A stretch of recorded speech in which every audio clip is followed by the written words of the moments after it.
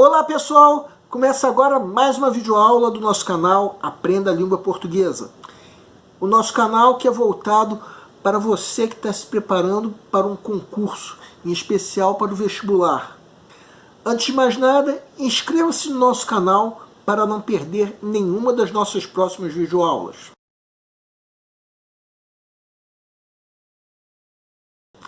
A aula de hoje é sobre preconceito linguístico.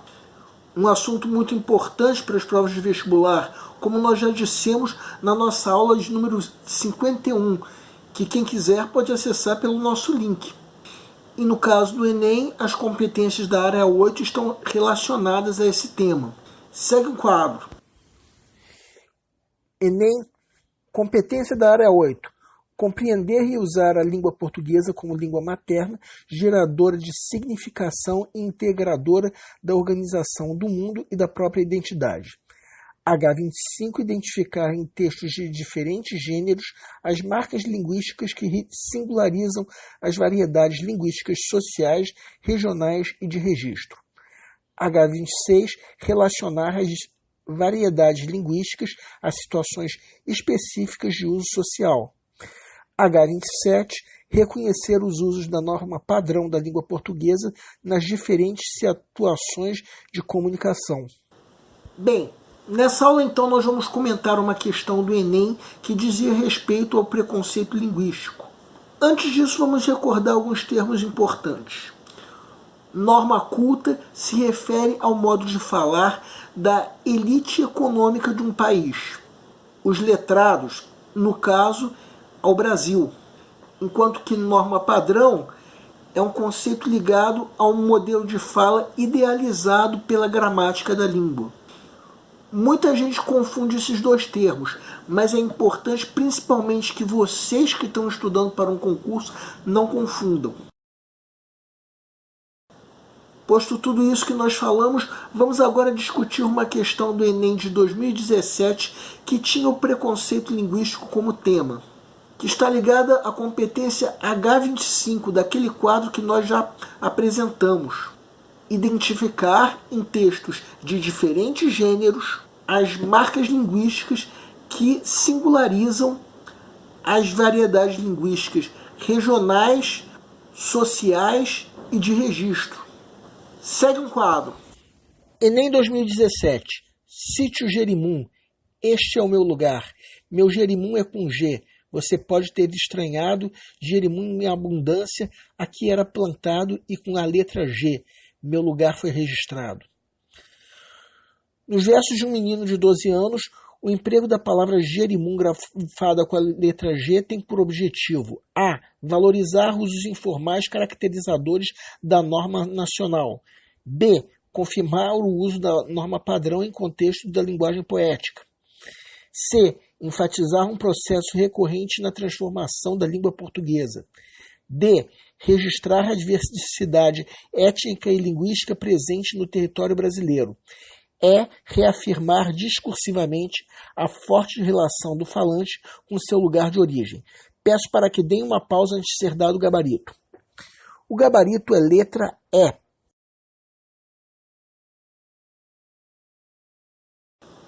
Bem, para quem não sabe, jerimum significa abóbora e se escreve com J e não com G. Mas a pergunta do enunciado é: por que nesse texto ele é escrito com G? Vamos supor que o candidato não saiba se jerimum se escreve com J ou com G. Pois não precisa saber. Simplesmente lendo o enunciado você já sabe. Se existe um motivo por trás de você escrever com G, nós já pressupomos que essa grafia está errada. Então a pergunta é: que objetivo é esse? Por que o gabarito é letra E? Basta ler frases do tipo: meu jerimum é com G. O jerimum que é com G é dele, o eu lírico do poema. E é um sítio, um pedaço de terra, um lugar que está sendo valorizado por ser escrito de forma diferente da norma padrão e da norma culta. Agora nós vamos analisar as alternativas incorretas. Lembrando a você que por mais absurdo que tenha sido o teu erro, você não deve se culpar. As alternativas A e B cometem o erro da contradição, que é a geração de uma ideia que está em desacordo com outra ideia contida no texto. E as alternativas C e D cometem o erro da extrapolação, que é a geração de ideias ausentes no texto. Por que a letra A é contraditória? Simplesmente por ser uma frase que se contradiz, que contradiz a si mesma. Pense nisso. Uso informal caracterizador da norma nacional. Falar isso é a mesma coisa que falar descer para cima. Porque o uso informal da linguagem é o uso da linguagem em situações descontraídas, em que há uma familiaridade entre os falantes, não havendo, então, compromisso com normas gramaticais. Eu já falei em outra prova sobre uma maneira de você planejar fazer a tua prova. Começando a prova por uma pré-leitura, em que você avalia cada uma das questões como fácil, difícil ou mais ou menos. Depois você começa a fazer as difíceis, depois as médias e, por fim, as fáceis. E avalia também em que ponto você vai fazer a tua redação.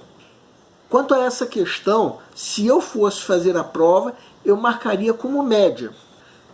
Mas vamos supor que venha uma questão que pergunte qual é a alternativa incorreta e entre essas alternativas apareça uma como essa alternativa A. Nesse caso, na pré-leitura você já gabaritou a questão. Pelo menos se você estiver bem preparado para a prova. Você já saca que essa alternativa está incorreta. E com isso você tem mais tempo para fazer o resto da prova. E se for como no caso essa questão, em que pede a alternativa correta, você já descarta essa alternativa A, sem nem precisar ler o texto, porque é uma alternativa que é incorreta por si mesma. Bem, se você marcou essa alternativa, então não se culpe pelo teu erro, mas redobre a tua atenção, porque por falta de atenção você pode perder a tua vaga, para não dizer por besteira. A letra B também está em contradição com o enunciado. O enunciado pede com que objetivo Jerimum é escrito com G. Isso já pressupõe que não está de acordo com a norma. Mesmo que você não saiba qual é a grafia correta, a leitura do poema já diz: meu Jerimum é com G, você pode ter estranhado. Então, se o eu lírico reconhece que o leitor pode ter estranhado, é claro que ele está indo contra uma norma, no caso, a norma padrão. Então, se ele está indo contra a norma padrão, é contraditório dizer isso que essa alternativa fala, que o uso da grafia incorreta confirma o uso da norma. Se você marcou essa alternativa, mais uma vez, eu te peço para redobrar a atenção para não perder ponto por besteira. A letra C comete a extrapolação. Fala de algo que está ausente no texto. Em que sentido a grafia incorreta enfatiza um processo de transformação da língua portuguesa? Um processo de transformação, vamos dizer assim, é o que aconteceu, por exemplo, com o pronome de tratamento vossa mercê, que com o tempo virou vassum-cê e vós-me-cê, e hoje em dia é você. Então, em que sentido haveria uma transformação da língua portuguesa? Isso seria se com o tempo a grafia da palavra mudasse, mas isso no texto está ausente. Por que a letra D comete o erro da extrapolação? Porque o texto não fala sobre diversidade linguística, muito menos sobre diversidade étnica.